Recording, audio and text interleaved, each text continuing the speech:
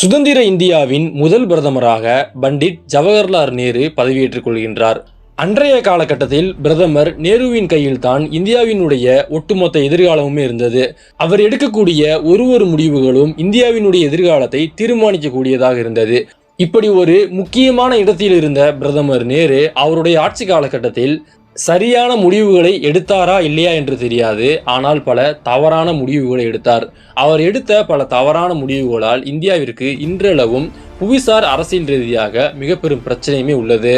பிரதமர் நேரு அவருடைய ஆட்சி காலகட்டத்தில் எடுத்த தவறான முடிவுகள் என்ன, அதனால் இந்தியாவிற்கு ஏற்பட்ட மிக பெரும் இழப்புகள் என்ன என்பதை பற்றி இந்த பதிவில் நம்ம விரிவாக பார்க்கலாம். வீடியோக்குள்ள போறதுக்கு முன்னாடி இதுவரைக்கும் நீங்களும் நம்ம சேனலை சப்ஸ்கிரைப் பண்ணலன்னா மறக்காம சப்ஸ்கிரைப் பண்ணிடுங்க.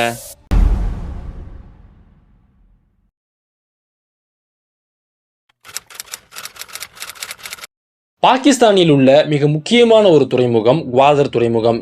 இந்த குவாதர் துறைமுகத்திலிருந்து சீனா வரை இப்போ சீனா ரோடு போட்டு வச்சிருக்காங்க. இது அவங்களுடைய வணிகத்திற்கு ஒரு மிக பெரும் உதவியாகவும் உள்ளது. இப்படி முக்கியமான இந்த குவாதர் துறைமுகம் இந்தியாவிடம் தான் இருந்திருக்க வேண்டும். ஆனால் பிரதமர் நேரு அவர்களுடைய அலட்சியத்தால் இந்த துறைமுகம் பாகிஸ்தான் வசம் சென்றது. இந்தியா பாகிஸ்தான் விடுதலை அடைவதற்கு முன்பு பலுச்சிஸ்தான் பகுதியில் இருந்த கலாத் மன்னர்களிடம் இந்த குவாதர் துறைமுகம் இருந்தது. இந்த துறைமுகத்தை 1783ஆம் ஆண்டு அவரு ஓமன் சுல்தான் கிட்ட கொடுத்துட்டாரு. அதன் பிறகு பல ஆண்டுகள் ஓமன் சுல்தான் தான் இந்த துறைமுகத்தை கட்டுப்படுத்தியுமே வந்தாங்க. இந்த சமயத்துல இந்தியாவும் பாகிஸ்தானும் 1947ஆம் ஆண்டு விடுதலை அடைகின்றது. இதன் பிறகு 1950களில் ஓமன் சுல்தான் நாங்க இந்த துறைமுகத்தை சேல் பண்ண போறோம், இந்த துறைமுகத்தினுடைய விலை $1 மில்லியன், துறைமுகத்தை நீங்க வாங்கிக் கொள்ளுங்க அப்படின்னுட்டு முதல்ல இந்தியாவிடம் தான் வர்றாங்க. அன்றைய காலகட்டத்தில் இந்தியாவிற்கும் ஓமனுக்கும் இடையே ஒரு நல்ல ஒரு நட்புறவும் இருந்தது. இதனால ஓமன் சுல்தான் முதல்லையே நேரடியாக இந்தியாவிடம் வர்றாரு. ஆனால் அன்றைய காலகட்டத்தில் இந்தியாவின் பிரதமராக இருந்த நேரு அவர்கள் அந்த ப்ரொபோசலை மறுத்தர்றாரு. எங்களுக்கு எதுக்கு துறைமுகம் அப்படின்னு சொல்லிட்டு அதை வேணான்னு சொல்லிடுறாரு. இருந்தாலுமே மறுபடியும் ஓமன் சுல்தான் அந்த துறைமுகத்தோட முக்கியத்துவம் பற்றி சொல்றாங்க. ஆனால் நேரு அதை வேணான்னு சொல்லிடுறாரு. இதன் பிறகு என்ன ஆகுது அப்படின்னா, பாகிஸ்தான் ஓமன் சுல்தானிடமிருந்து $3 மில்லியன் கொடுத்து அந்த துறைமுகத்தை வாங்கிடுறாங்க. சரி, பாகிஸ்தான் இந்த துறைமுகத்தை வாங்கினதுல இந்தியாவிற்கு என்ன பிரச்சனை அப்படின்னு கேட்டீங்கன்னா, ஒருவேளை அன்றைய காலகட்டத்தில் இந்தியா அந்த துறைமுகத்தை வாங்கியிருந்தாங்க அப்படின்னா அதன் மூலமாக பாகிஸ்தானுடைய ஆட்டத்தை நம்மால் கட்டுப்படுத்திருக்க முடியும். அடுத்ததாக இன்றைய காலகட்டத்தில் நம்முடைய இந்தியா ஈரானில் உள்ள ஜவஹர் போர்ட்ல கோடியா பணத்தை முதலீடு பண்ணியிருக்காங்க. அன்றைய காலகட்டத்தில் அந்த துறைமுகம் நம்மிடம் வந்திருந்தால் நம்ம ஈரான்ல முதலீடு பண்ணியிருக்க தேவையே கிடையாது. நமக்கென்று சொந்தமாக ஒரு துறைமுகம் இருந்திருக்கும். இது மட்டும் இல்லாம இந்த துறைமுகத்தை வைத்து நம்ம சீனாவினுடைய ஆட்டத்தையும் கட்டுப்படுத்திருக்க முடியும். புவிசார் அரசியல் ரீதியாக இந்தியாவிற்கு பல நன்மைகளை இந்த குவாதர் துறைமுகம் கொடுத்திருக்கும். ஆனால் நேரு அன்றைய காலகட்டத்தில் மறுத்தனால இந்த துறைமுகம் பாகிஸ்தான் வசம் சென்றது. சரி, நேருவினுடைய தவறு இந்த குவாதர் துறைமுகத்தோடு முடிஞ்சிருச்சான்னு கேட்டீங்கன்னா முடிய கிடையாது. அது அடுத்ததாக தொடர்ந்தது. 1950ல் இந்தியாவின் இரும்பு மனிதரான சர்தார் வல்லபாய் பட்டேல் பிரதமர் நேருவுக்கு ஒரு கடிதம் எழுதுகின்றார். அந்த கடிதத்தில் கம்யூனிஸ்ட் சீனா நம்மிடம் நல்லெண்ணத்துடன் இல்லை, இது மட்டும் இல்லாமல் இந்திய கம்யூனிஸ்டுகளுக்கு சோவியத் உதவியை நாட பாகிஸ்தான், ஆப்கானிஸ்தான் எல்லாம் கடக்க வேண்டும். ஆனால் சீனா அப்படி அல்ல. அது எளிதாக இந்தியாவுக்குள் நுழைந்து கம்யூனிஸ்டுகளுக்கு உதவும். உளவுத்துறையிடமும் இராணுவத்திடமும் சீன அபாயம் குறித்து முழுமையான அறிக்கை ஒன்றை தயாரிக்க சொல்ல வேண்டும். இந்திய சீன எல்லையில் இந்திய இராணுவத்தை வலுப்படுத்த வேண்டும் அப்படின்ட்டு 1950ஆம் ஆண்டே சர்தார் வல்லபாய் பட்டேல் பிரதமர் நேருவுக்கு கடிதம் எழுதுகின்றார். ஆனால் நேரு இந்த கடிதத்தை ஒரு பொருட்டாவே எடுத்துக்கொள்ள கிடையாது. இதன் விளைவு 1962ஆம் ஆண்டு இந்தியா சீனா போர் ஏற்பட்டது. இந்த இந்தியா சீனா போர்ல இந்தியாவிற்கு மிக பெரும் இழப்பு ஏற்பட்டது. இதற்கு அடித்தளம் போட்டு கொடுத்தது யாரு அப்படின்னா அது நேரு தான். 1951ஆம் ஆண்டு இந்திய வெளியுறவுத்துறை அமைச்சகத்தின் செயலாளர் பிரதமர் நேருவுக்கு ஒரு கடிதம் எழுதுகின்றார். அதுல சீன படைகள் சிறிய அளவில் பல்வேறு இமாலய கண்வாய்களில் நிலை கொள்கின்றன, இதனால் இந்தியாவிற்கு மிக பெரும் பிரச்சனை ஏற்படலாம் அப்படின்னுட்டு நேருவுக்கு ஒரு கடிதம் எழுதுகின்றார். அதற்கு நேரு சொன்ன பதில் என்ன அப்படின்னா, இன்று நிலவும் சூழலில் இதை ஒரு பொருட்டாக நாம் கவனிக்க வேண்டியதில்லை அப்படின்னுட்டு அதை அப்படியே முடிச்சிடுறாரு.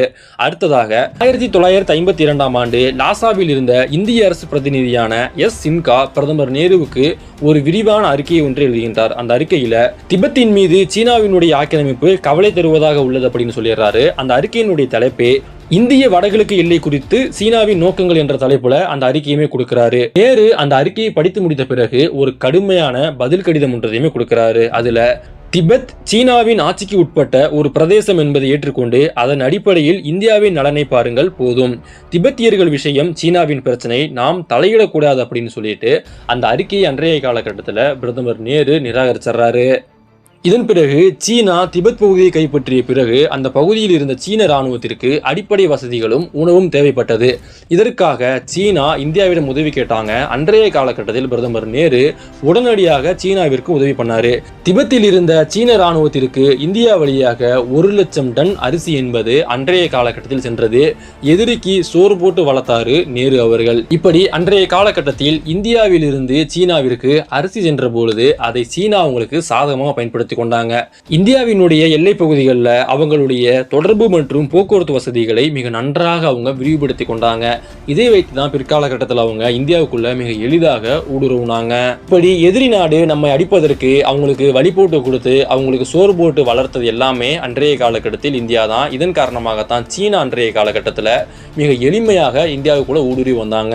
இது மட்டும் இல்லாமல் அன்றைய காலகட்டத்தில் இந்திய இராணுவத்தில் ஒரு மிக பெரும் பிரச்சனை எழுந்தது. அது என்ன அப்படின்னா, 1957ஆம் ஆண்டு இந்திய ராணுவ தளபதியாக ஜெனரல் திம்மையா பதவியேற்றுக் கொண்டார். இவர் ஒரு மிகச்சிறந்த வீரர். அன்றைய காலகட்டத்தில் இந்தியாவின் பாதுகாப்புத்துறை அமைச்சராக இருந்தவர் கிருஷ்ணன் மேனன். இவர் ஒரு கம்யூனிஸ்ட், சீனாவினுடைய மிக தீவிரமான ஆதரவாளர். இவர் என்ன பண்ணார் அப்படின்னா, அவருடைய செல்வாக்கை பயன்படுத்தி நேருவினுடைய உறவினரான PM கவுலுக்கு ராணுவத்தில் உயர் பதவியை கொடுத்தாரு.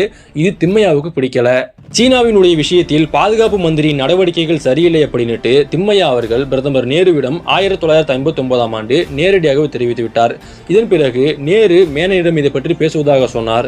அவர் பேசிய பிறகு பாதுகாப்பு மந்திரியாக இருந்த கிருஷ்ணன் மேனன் திம்மையாவை அழைத்து மிக கடுமையாக பேசியிருக்கின்றார். இதனால திம்மையா தன்னுடைய பதவியை ராஜினாமா செய்து விடுகின்றார். இதன் பிறகுதான் இந்தியாவிற்கு மிக பெரும் ஆப்பும் சீனா வைத்தது. அன்றைய காலகட்டத்தில் இந்திய பிரதமர் நேருவும் பாதுகாப்புத்துறை அமைச்சராக இருந்த கிருஷ்ணன் மேனனும் சீனாவின் மீது அளவு கடந்த நம்பிக்கை வச்சிருந்தாங்க. சீனா நமக்கு நல்லது மட்டும்தான் பண்ணுவாங்க என்று நினைச்சு கொண்டிருந்தாங்க. ஆனால் சீனா இந்தியாவின் மீதே படையெடுத்து வந்தாங்க. 1962ஆம் ஆண்டு சீன ஊடுருவல் என்பது ஆரம்பித்தது. அந்த சமயத்தில் இந்தியாவின் குடியரசுத் தலைவராக இருந்த ராதாகிருஷ்ணன் நேருவிடம் நேரடியாக போயிட்டு கிருஷ்ணன் மேனனை நீங்க உடனடியாக பதவி நீக்க செய்யுங்க அப்படின்னு சொன்னாரு. இது மட்டும் இல்லாம நாடாளுமன்ற கூட்டத்தொடரில் காமராஜர் கூட கிருஷ்ணன் மேனனை வச்சு கிளிகிளின்னு கிழிச்சாரு. அன்றைய காலகட்டத்தில் இவர்கள் எடுத்த பல தவறான முடிவுகள் காரணமாக சீன ராணுவம் எளிதாக இந்தியாவிற்குள் ஊடுருவியது. சீனா 10 ஆண்டுகளாக இந்தியாவிற்குள் ஊடுருவி பல பகுதிகளை கைப்பற்ற வேண்டும் என பல திட்டங்களை போட்டுக் கொண்டிருந்தாங்க. இது குறித்து சர்தார் வல்லபாய் பட்டேல் உட்பட பல பேர் நேருவுக்கு எச்சரிக்கை கொடுத்தாங்க. ஆனால் நேரு அதையெல்லாம் பொருட்படுத்தாமல் தொடர்ந்து சீனாவை நம்பிக்கொண்டே இருந்தார். அதற்கு பதிலாக சீனா இந்தியாவின் மீது 1962ஆம் ஆண்டு படையெடுத்தும் வந்தது. இப்படி பிரதமர் நேரு அவர்களினுடைய பல தவறான முடிவுகளால் நமக்கு அதிகமான இழப்புகள் தான் அன்றைய காலகட்டத்தில் ஏற்பட்டது. இதை தவிர அவர் இன்னுமே பல தவறான முடிவுகள் எடுத்தாரு. அதனால இந்தியாவிற்கு பொருளாதார ரீதியாகவும் மிக பெரும் சிக்கல்களும் அன்றைய காலகட்டத்தில் வந்தது. அதை குறித்து எல்லாம் நீங்க தெரிஞ்சுக்கணும் அப்படின்னா மறக்காம கமெண்ட் பண்ணுங்க. நம்ம அதை பற்றி அடுத்த ஒரு பதிவுல பார்க்கலாம்.